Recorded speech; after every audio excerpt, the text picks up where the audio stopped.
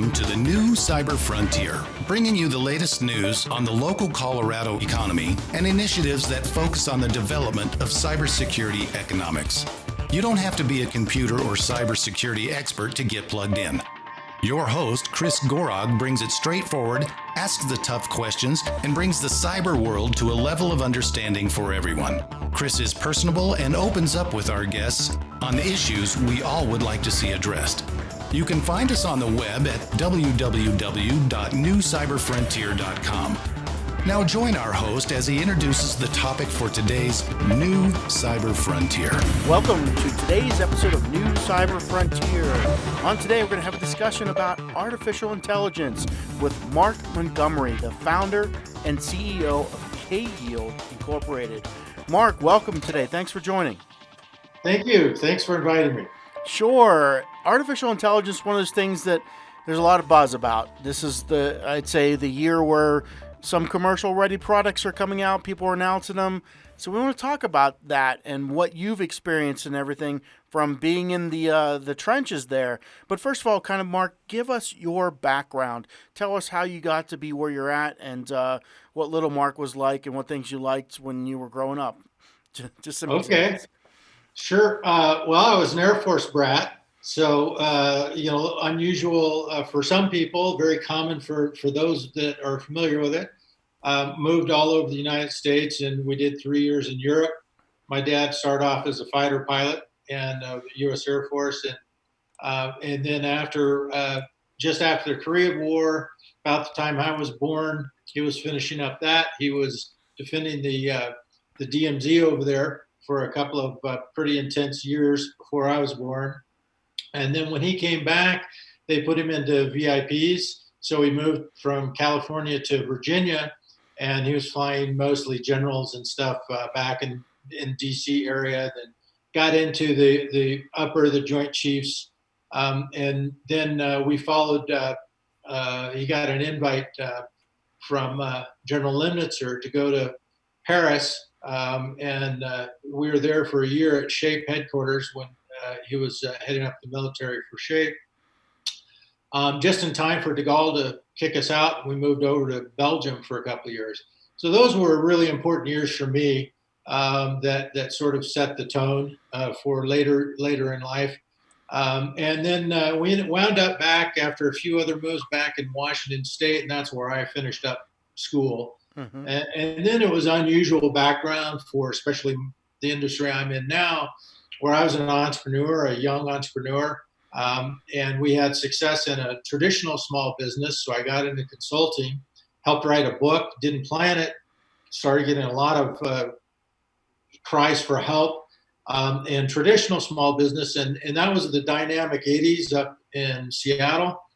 And so I was very involved with Team Washington, and that was when Microsoft got going. And so I was pretty close to my first partner in KYield.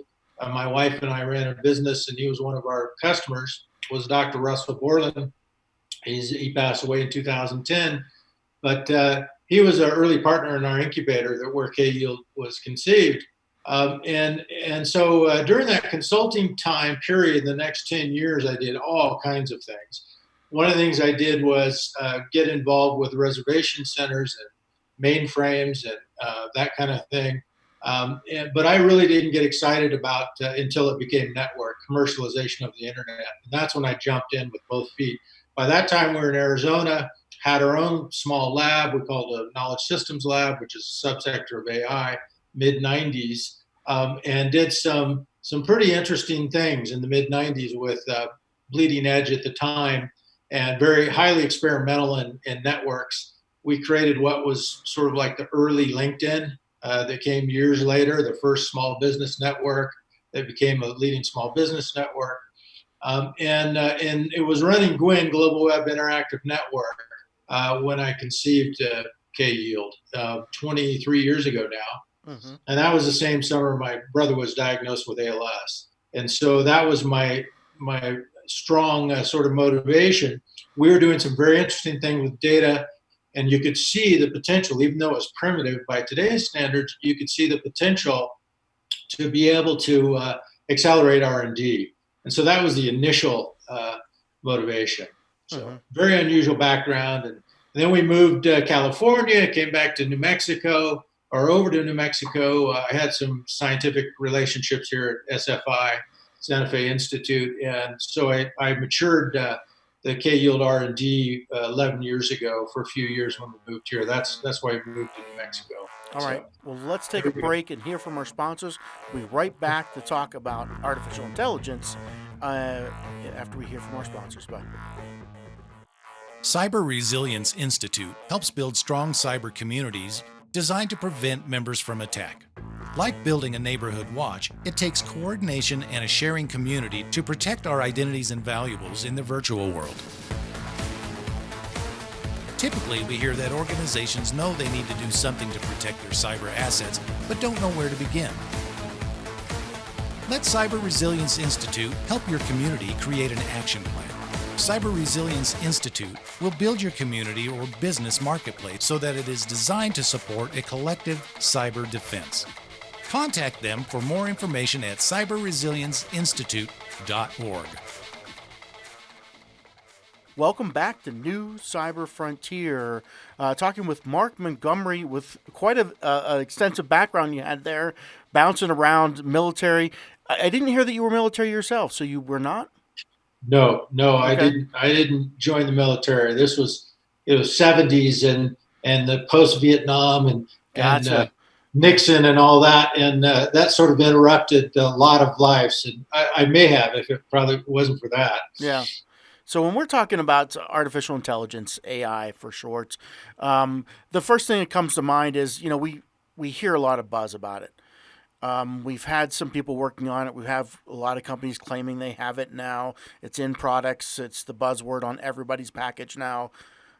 If we started on what have we learned from past AI that you've been involved with that doesn't work, what types of things have we learned? This is not the way to go. Let's now move forward. Well, learned an awful lot. There are. It's not so much, since it's very experimental, really up until this point. Most of what's learned is really what doesn't work, and so a lot of things don't work. Sort of the biggest thing I think that was learned we've had to be, since ours is an enterprise-wide system.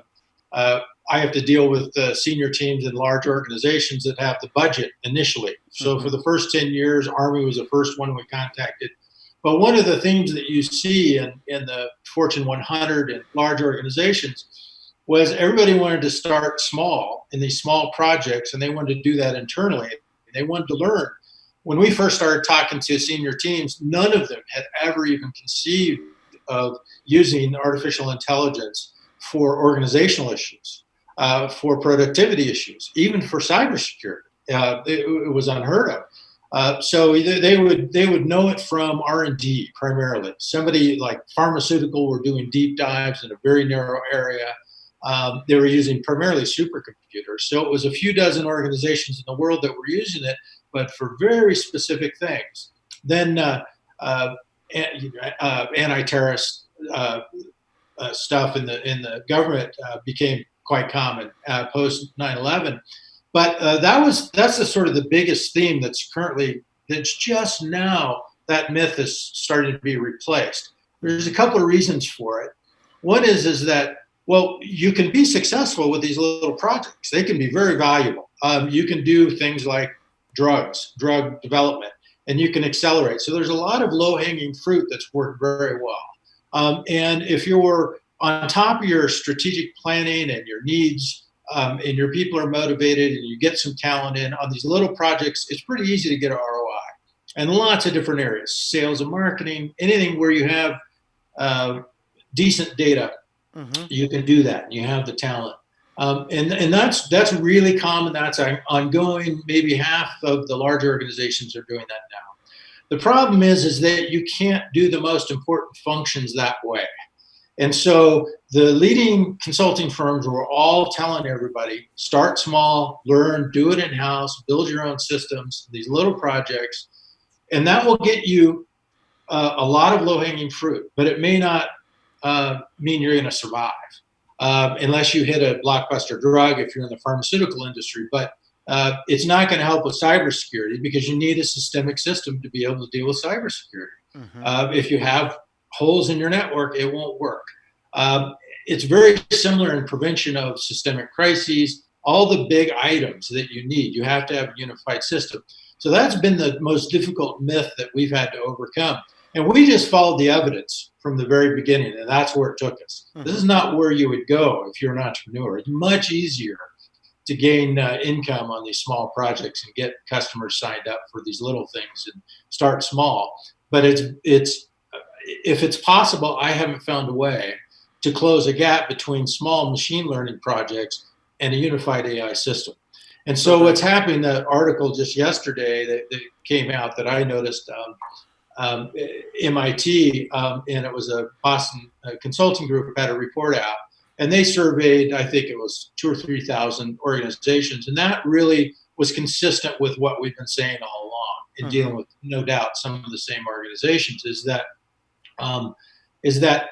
even though everybody was getting the advice to go small, and you could do these little ROI projects, the winners, the leaders, the people that are really doing well with this went big. And they invested heavily in more of a unified system, not with the whole organization, but whether it's autonomous cars or whether it's Amazon, AWS and their logistics, Microsoft, the companies doing really well, really invested heavily. Interesting. So we're looking at and I'm not familiar with all the leaders in the area, but is there some out there, or is there a big part out there that are ready for prime time? Is it? Yeah, it's kind of interesting because there's different kinds of leaders. So there's the labs, and that's pretty clear when you're researching this, and you can definitely see who the leaders are, especially those that are willing to publish their material. We're a small shop, so we don't. We're pretty closed on that. We have to be, but most of the big tech and so there's lots of top tier labs, and you know who they are that at least share their material, and they're relatively few that are pushing this area forward and having breakthrough success in areas. And they're also tend to be the most productive. Now, and not in every case, though. There are some cases that have a very strong AI lab, very strong talent, but there's a big disconnect between their R&D and their strategic needs in their business. So their business is not performing well. And in fact, in a lot of areas, in some of these organizations, their research has almost nothing to do with their business. So the team is doing very good in research. They're state of the art. They're one of the top labs, but it's not necessarily helping the business because there's a disconnect between the two. But in others, where it's a strong leadership, integrated strategic understanding of the business with their technology, and those are really doing well. And those tend to be, it's not just technology companies. There are some big banks that are investing heavily, huge amounts of money. They're starting to see pockets in the government finally, after we've been pushing real hard for years about the national security issues. But it's pretty clear if you're really into it and in the trenches. Now, that's not to say that everybody's sharing either, but for those that are sharing information, it's pretty obvious. Interesting. So I heard a lot of there's trial, there's miss, there's people with a different than their primary mission. So there's very few that are ready for prime time, but everybody's kind of using this as a buzzword on their product brochure, right. Let's say. How many of those are, percentage wise going to take off versus, a dud effect? Well, that's a good question. In terms of the startup world, I would say the number is really pretty small. The percentage is pretty small. That will be successful? Yeah. Okay. Essentially, everybody's using machine learning in some aspects of it, or at least claiming to be able to do it. But there's an enormous difference between a functional system, especially when you talk about the enterprise, cybersecurity, those kinds of things, between it's fairly comparable in terms of money invested, the talent needed, and the scope of the projects between the little projects inside a large organization and a startup working with machine learning doing one thing. All right, hold consumer on. thing. All right, hold on right there. We're going to take a break here from our sponsors. We'll be right back, and I wanted to, when we get back, talk a little bit about maybe some buzz out there, some sci-fi stuff. Is this AI something that could be dangerous, or should we be worried about it a little bit too? Be right back here from our sponsors.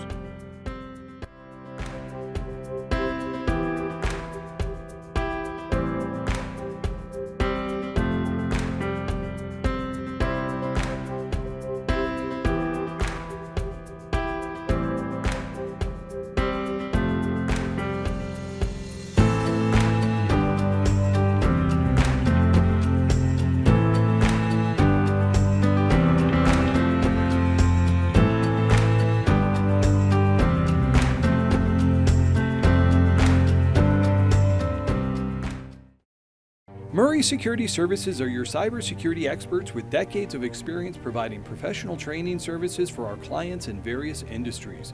We offer professional training and certification in areas of cybersecurity, safety, health, and environmental services at our academy. Our in-person and online training provides a collaborative environment where students can interact directly with instructors through live chats or in private classrooms. Visit murraysecurityservices.com for more information. Welcome back to New Cyber Frontier.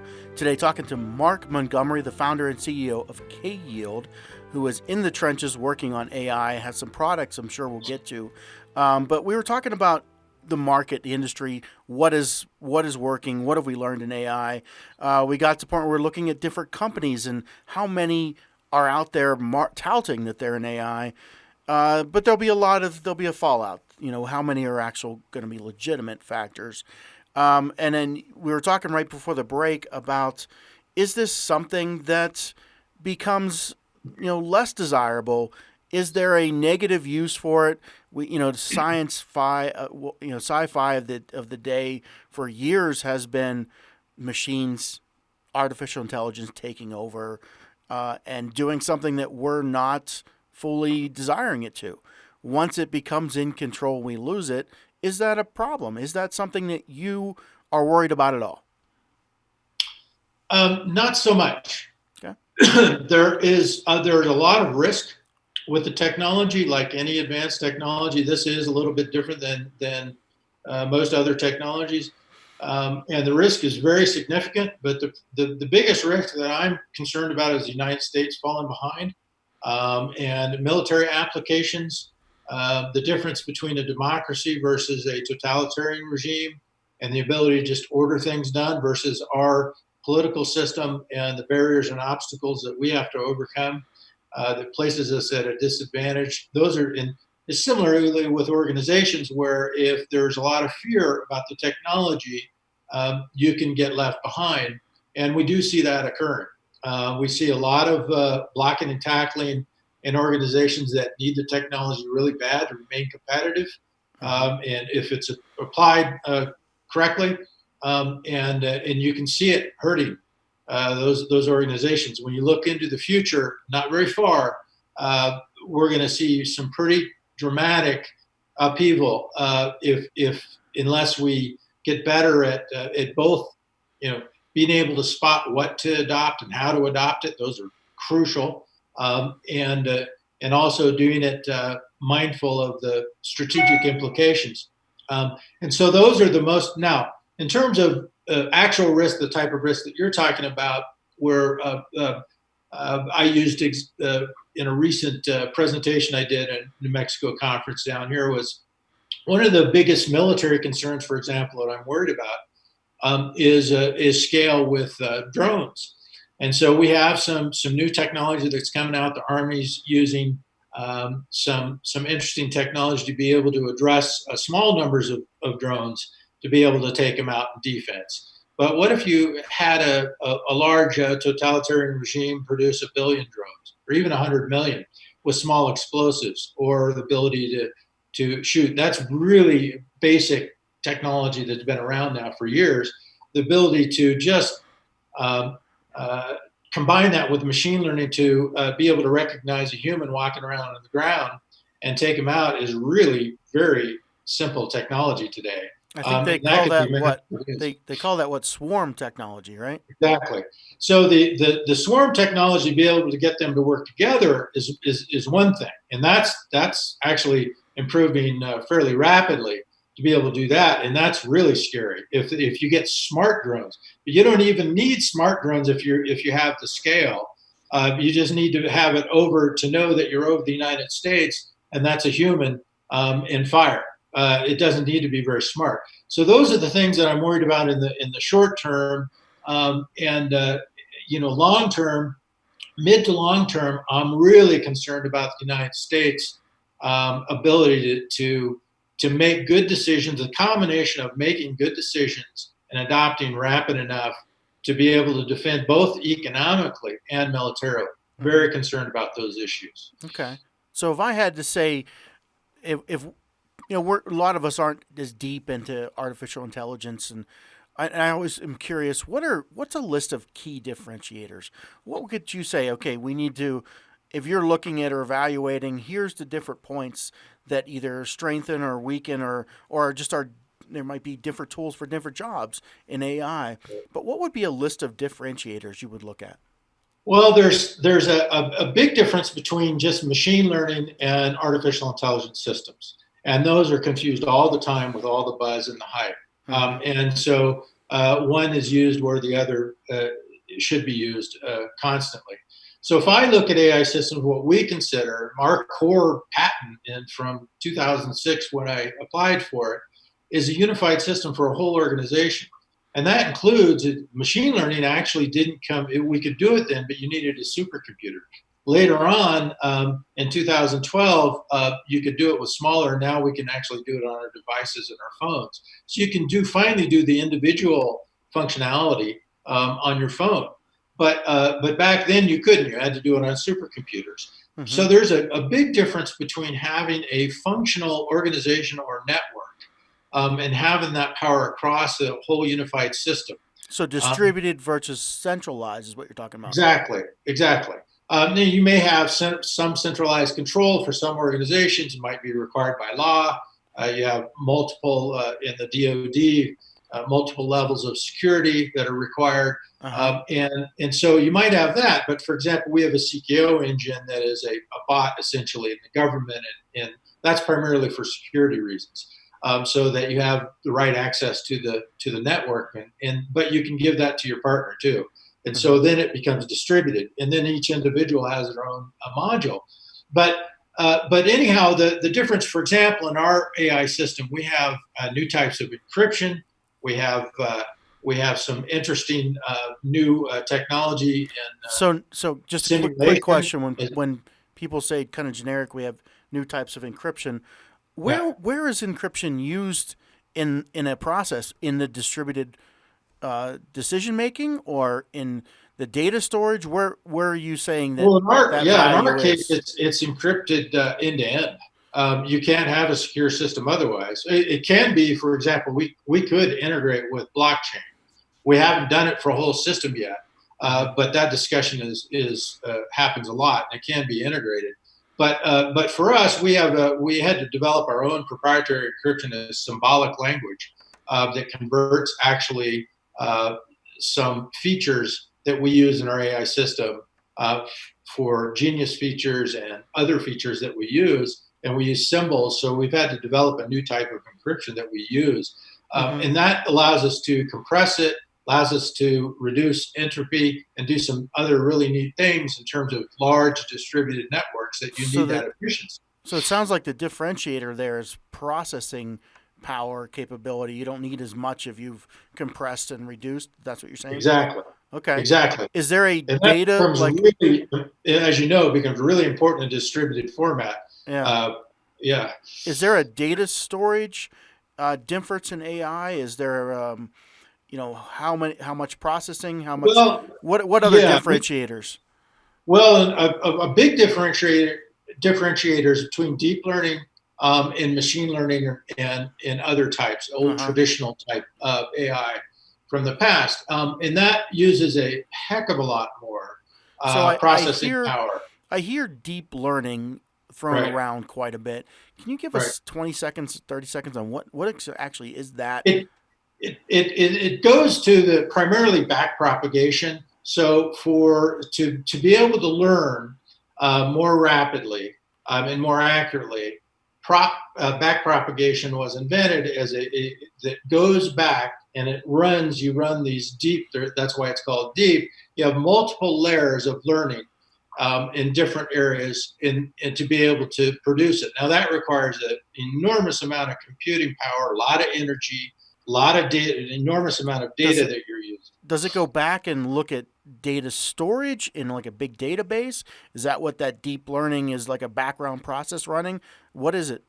Well, typically, yeah. I mean, you have your data source comes from somewhere, right? So it could be anything like autonomous cars, for example, and they're out there doing roads, and you have these different things that pop up on roads that you have to recognize, and the machine learns from it. So each run at it, an enormous amount of data that goes through, and you learn to be able to differentiate between a cat and a human, or whatever it is, and so. That's a good example. The games that are so promoted and in the media is another great example.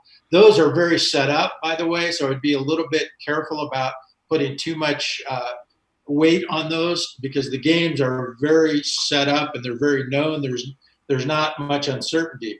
So when you get into areas of where there's a lot of uncertainty, it's a very different issue. And the real world, of course, is full of uncertainty.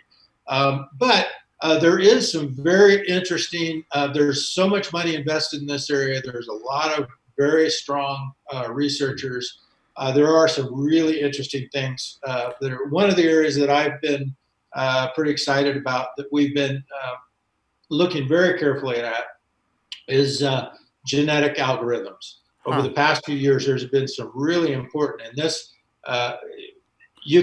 there's actually been some really good work done on accelerating innovation, where the deep learning tries out many things, and it's actually automatically adaptive on its own. So that's where you see the little videos of a robot doing some strange things and learning how to do things better.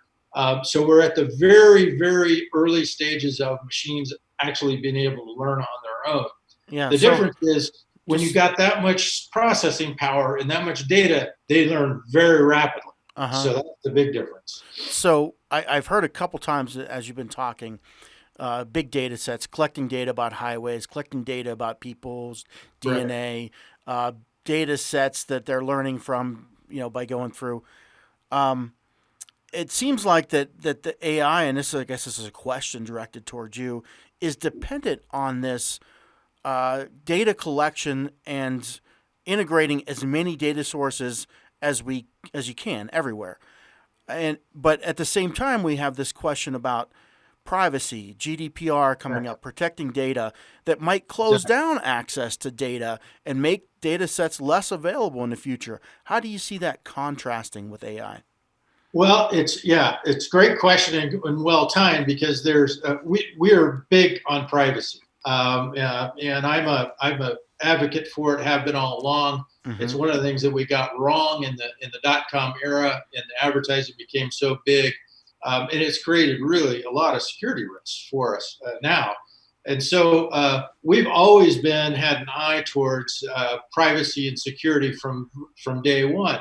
But another big differentiator, and that goes primarily to the business models. So we have big tech that are consumer big techs, and the advertising model primarily, the FBs and the Googles, and et cetera. And they have more data than anybody else. So that's their focus is just what I call brute force. And Google is very good at that. And they probably have more data than anybody else in the real world environment. So they've developed a really deep bench on volume and data. That's also what the Chinese government is done, with the help of some of our companies. But they've learned very rapidly. Now, in the future, I'm not as concerned about it, because one of the things that's happening now is that there's a lot of focus on using less data. And there are different methods and technologies that you can use when you don't have access to that. And one of it is combining simulation with real world data. And so when you are careful about your security and careful about your architecture and integrating simulation with small data, really that's where I think the future is going to be, and that's where the scientific advancement in the United States and Europe and Canada and some others were ahead of China, and I think that's going to be critical moving forward. Interesting, definitely. So as we're coming to the end of our time, but I wanted to give you the opportunity to do a send out for anything you need, or how do we get in touch with you? What types of customers are you looking for? Who should reach out to you for what you're doing with your company? Sure. Well, we're looking primarily with large organizations because they're the ones that can afford an enterprise-wide system. In many cases, they're the ones that need it. That can be quite frustrating. So whether it's direct to organization or partnerships, to be able to do that, we're always looking for that. I'm pretty easy to find, markm@kyield.com or kyield.com or kyield.ai. Basically, if you have something of interest, you see a potential good match, or even a question, whatever, happy to engage. Just send me an email, ping me, and I'll get back to you as soon as I can. So. All right. Well, thanks a lot for joining today, Mark. It's good to hear from you, and good to hear on this topic of AI. Thank you. Have a good one. All right. Have a great day. We hope you have enjoyed this episode of New Cyber Frontier. Remember, please follow and participate, as New Cyber Frontier is supporting a grassroots community effort to empower the individual in a digital age. Check it out at privacyforthepeople.org. Also, make sure to join our mailing list so we can keep you informed. If you have an idea, if you have a question you would like to hear answered, or if you just want to get involved in what we're doing, reach out to us at newcyberfrontier.com. We also encourage you to visit our sponsors links, because they are the ones that really make this show possible. We look forward to seeing you on the next episode of New Cyber Frontier.